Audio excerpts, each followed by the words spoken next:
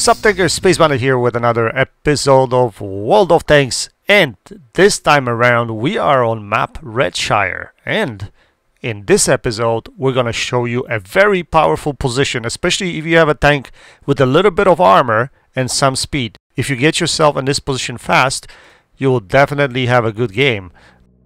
Again, it requires caution because you'll be shot from different directions, but you will be supplying vision to your team as well as having good shots from that position. The position we're talking about is E7, D7.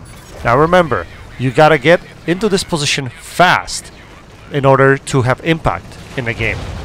Now, do this at your own risk too, because it's a very aggressive position, and if opposition pushes, a lot of their tanks into that position, you're gonna be in trouble as well. But we're in a machine, which we're actually grinding machine contract right now, so I jumped into my son's account who has the machine on his account, so I was able to kind of play around with it to see if I really want to grind that contract. I think this tank is worth it, worth every minute that you're actually grinding, because it's a really good tank.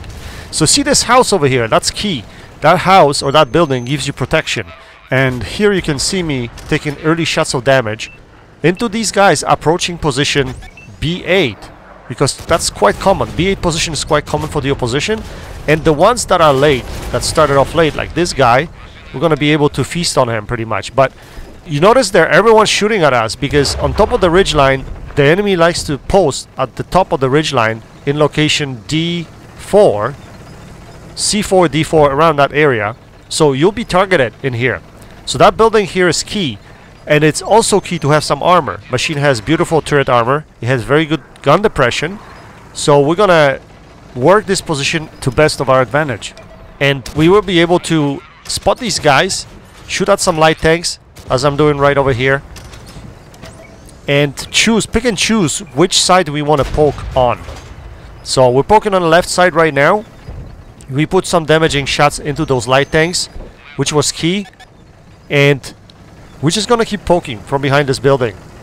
We're gonna reload right now, so we're gonna stay a little bit quiet. Hopefully the opposition can forget about us. But at the same time, machine's reload is so fast that I'm able already to crest right here and engage this light tank. Well, I was trying to engage this 100 LT, but he turned around. He's gonna be a little bit of a pest here, so I'm gonna have to pay attention to him. At the same time, we have these tanks poking in the middle. There's object 705A over there, I believe. Yep, so he's gonna be hard to pen for me using my standard rounds, even shooting the lower plate. We're gonna try right here, but as you noticed, it's not gonna be easy job to pen that lower plate, especially since he's angling slightly there. So we're gonna load some heat rounds right now for him. That was the idea. But also paying attention to that light tank, 100 LT. He's just doing circles right here. Right now I wasn't paying much attention to him. I knew there was a TD on my right hand side. I was hoping he was paying attention to him. But looks like he's not putting any shells into the light tank, so we're gonna have to take care of him, unfortunately. We're gonna have to take him out of the game. Just like that.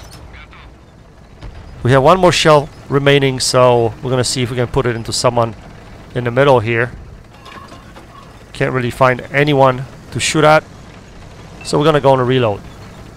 Yeah, so this position very aggressive, but then it doesn't matter what tank you're in, you'll be able to spot out the entire four-line.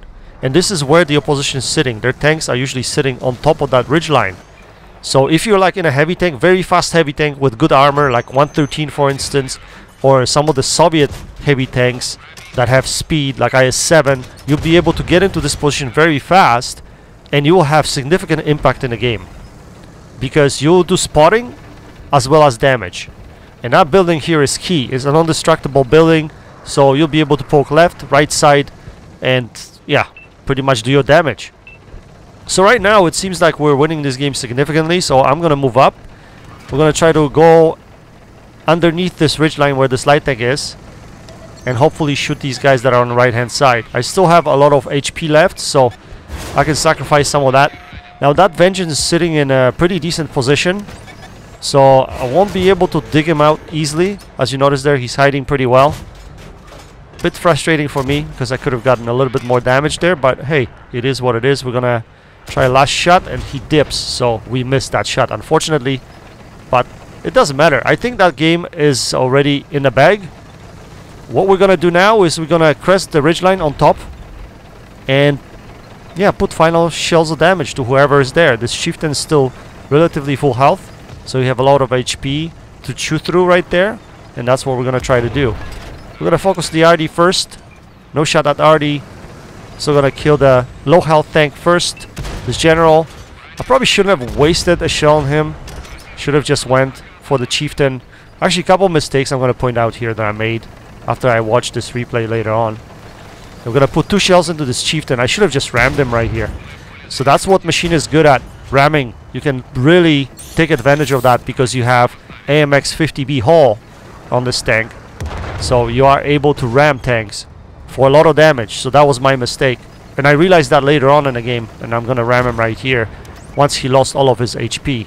Which is unfortunate because I could have brought this game easily over 7k right there if I took most of his HP. Regardless, this game is to show you the position and how I play this position in any fast tank with a decent armor, and also would recommend pretty decent gun depression, because if you have to poke over that ridgeline, you want to be able to depress your gun as well as you can. And Machine, I think strongly recommended.